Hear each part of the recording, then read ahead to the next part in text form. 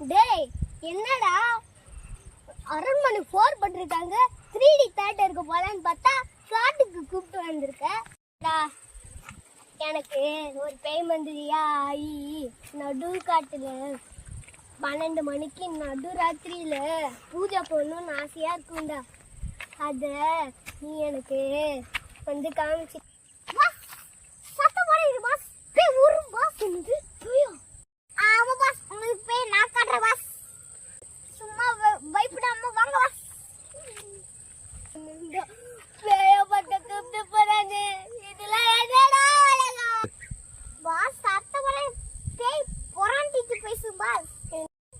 பொறாண்டிட்டு பேசுறா என்னடா பேய்டா? என்ன 4 பக்கமாவும் காடா இருக்குடா. மேல பார்த்தா வானம் வேற இருட்டிக்கிட்டே இருக்குடா.